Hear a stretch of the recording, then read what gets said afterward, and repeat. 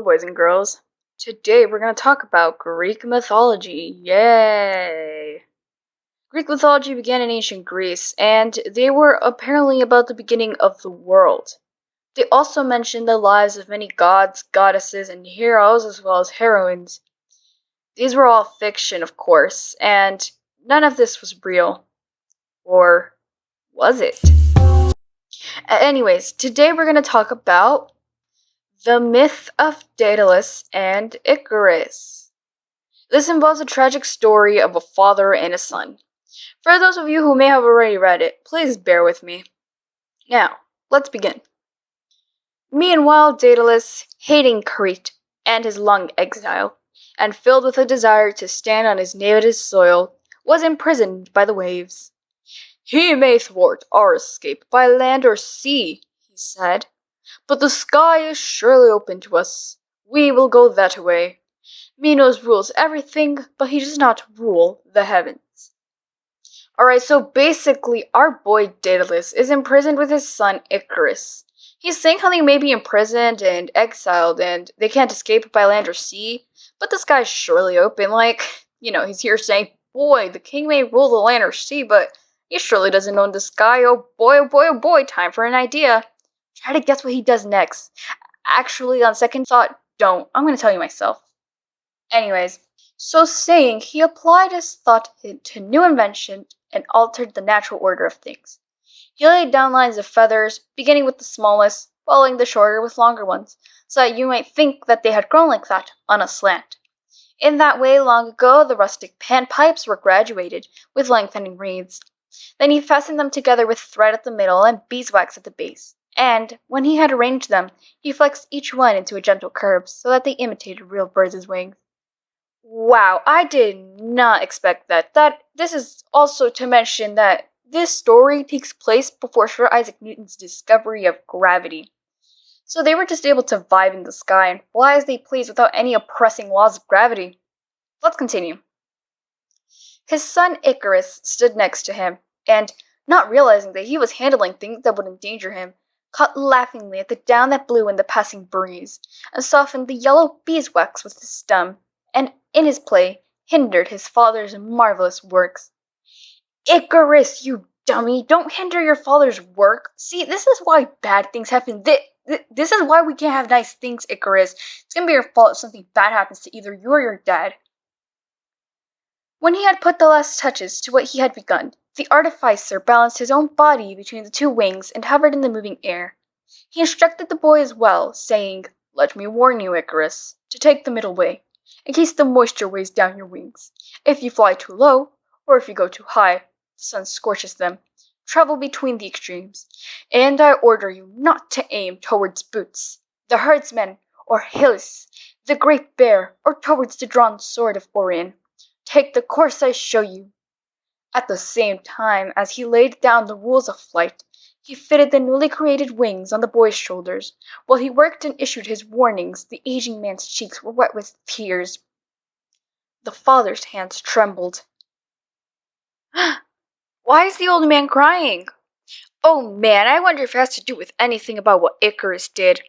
Nah, I don't think it was Icarus's foolishness as to why Daedalus is crying. No, just kidding, it obviously most likely was. The best he can do now is just listen to his father's instructions and not fly too high or fly to places where he may get caught and then imprisoned again. Now, with such a dire situation, you may think that Icarus may be obedient and, listen to his father, right? The man is crying, Icarus. Give him a chance and do as you're told while you're being able to freely fly without Newton's laws weighing you down. Let's see what happens next. Man, am I so excited. He gave a never-to-be-repeated kiss to his son, and lifting upwards on his wings, flew ahead, anxious for his companion, like a bird, ledging their fledglings of a nest above, into the empty air. He urged the boy to follow, and showed him the dangerous art of flying, moving his own wings, and then looking back at his son. Some angler catching fish with a quivering rod, or a shepherd leaning on his crook, or a ploughman resting on the handles of his plough, saw them, perhaps, and stood there amazed, believing them to be gods able to travel the sky. Man, would you look at that! These people were seeing two guys just fly without a care, except the father, maybe, because he was probably anxious the whole flight, mostly anxious about his son. Anyways, they were believed to be gods by the people who saw them from below. Learn your place, you guys, and watch these true mad lads fly. And now Samos, sacred to Juno, lay ahead to the left. Delos and Paros were behind them. Lebanthus and Kelem, rich in honey, to the right, when the boy began to delight in his daring flight, and abandoning his guide, by desire for the heavens, soared higher. Icarus, you fool! This is why we can't have the nice things. You ruined the wings when you were in the ground, and now you're not listening to your poor dad. How could you? I wonder what happens to him now.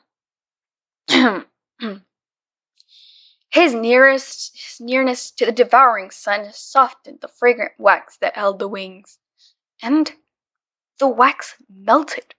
He flailed with bare arms, but losing his oar-like wings, could not ride the air. Even as his mouth was crying his father's name, it vanished into the dark blue sea, the Icarian Sea, called after him. Darn, he died. The end.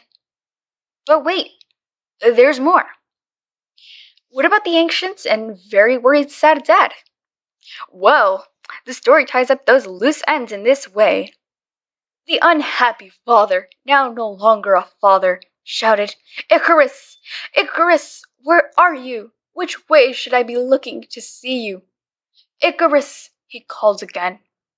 Then he caught sight of the feathers on the ways, and cursed his inventions. He laid the body to rest in a tomb, and the island was named Icaria after his buried child. The end. Well, that was a truly tragic story. Well, kids, what did we learn from this? We learned that not only is Icarus an ignorant idiot, but you should always listen to your parents, especially if you guys are in their situation where, you may have to escape exile or want to go back home from exile by flying and ignoring Newton's laws. Another lesson to learn is that if you're flying with their state-of-the-art wings, you should never fly too close to the sun. Okay, bye now.